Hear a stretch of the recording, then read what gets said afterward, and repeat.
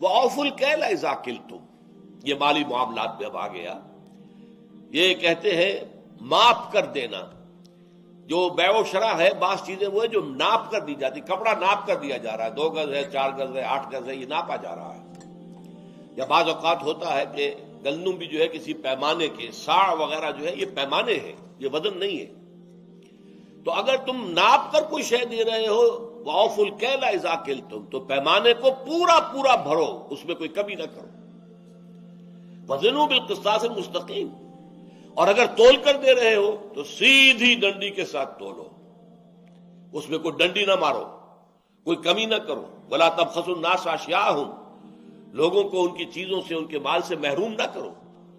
اب یہ ہے دیانت لین دین میں، خرید و فروخت میں، یہ معاملات انسانی کا اہم باب ہے.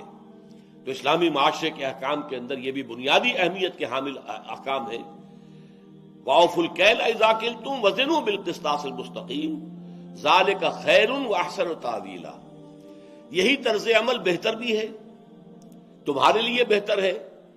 ورنہ واقعہ یہ ہے کہ قرآن مجید میں ایک سورت جو ہے مکی صورتوں میں سے وَيْلٌ لِّلْمُطَفِّفِينَ، ہلاکت ہے، بربادی ہے کمی اور ناپنے میں، تول میں کمی کرنے والوں کے لیے. متففین، اور ظاہر بات ہے کتنی کمی آپ کر لیں گے. ذرا ڈنڈی ماریں گے تو وہ 16 چٹانک کی بجائے 15.5 چٹانک دے دیں گے، 15 چٹانک دے دیں گے. آپ نے آدھی چٹانک بچایا نا، کیا بچایا؟ لیکن اس آدھی چٹانک میں آپ کا ایمان ضائع ہو گیا. ثابت ہو گیا کہ آپ کے اندر ایمان نہیں ہے. آپ کو یقین نہیں ہے کہ اللہ دیکھ رہا ہے. آپ کے گاہک نے نہیں دیکھا ہے کہ آپ کے ہاتھ کی یہ جنبش ہو گئی ڈنڈی مارنے کی، اللہ نے تو دیکھا ہے نا. وَيْلٌ لِّلْمُطَفِّفِينَ الَّذِينَ إِذَا اكْتَالُوا عَلَى النَّاسِ يَسْتَوْفُونَ، جب وہ ناپ کر لیتے ہیں تو پورا پورا لیتے ہیں. وَإِذَا كَالُوهُمْ أَوْ وَزَنُوهُمْ يُخْسِرُونَ، جب ناپ کر یا وزن کر کے دیتے ہیں تو کمی کر دیتے ہیں. أَلَا يَظُنُّ أُولَٰئِكَ أَنَّهُم مَّبْعُوثُونَ لِيَوْمٍ عَظِيمٍ يَوْمَ يَقُومُ النَّاسُ لِرَبِّ الْعَالَمِينَ، کیا انہیں یہ خیال نہیں ہے کہ انہیں اٹھایا جائے گا مرنے کے بعد، اور پھر انہیں اس یوم عظیم، بڑے عظیم دن اپنے رب کے حضور میں کھڑے ہونا ہوگا جواب دہی کے لیے. یہ احساس پیدا کرنا در حقیقت یہ ہے ایمان کا تقاضا.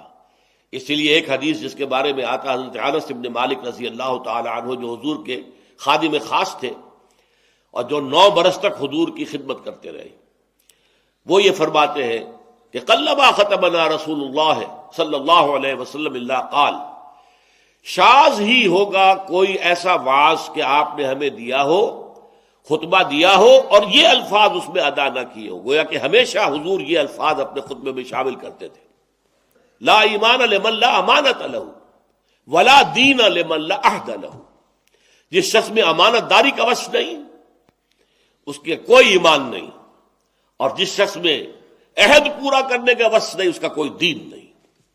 اس لیے کہ دین بھی تو ایک عہد ہے، ایاک نعبد و ایاک نستعین. یہ معاہدہ ہے، بہت بڑا معاہدہ ہے. آپ 10 روپے کا معاہدہ پورا نہیں کرتے تو یہ پوری زندگی کا معاہدہ کیسے پورا کر دیں گے؟ ولا دین لمن لا عہد لہ. تو ذالک خیر واحسن تاویلا، نتیجے کے اعتبار سے بہترین یہی ہے. تم ڈنڈی مارو گے برکت ختم ہو جائے گی، تم جھوٹ بولو گے. ایک حدیث میں آتا ہے کہ قسم کھانے سے مال تو بک جاتا ہے لیکن برکت ختم ہو جاتی ہے. سیدھی سیدھی بات ہے، یہ مال ہے، یہ قیمت ہے، آپ کو پسند ہے لے لیجیے، ورنہ نہیں. خدا کی قسم اور فلاں یہ ہے اور یہ ہے، میں نے تو اتنے میں لیا ہے اور یہ کیا، اس میں جھوٹ شامل کر رہے ہیں، کیا فائدہ؟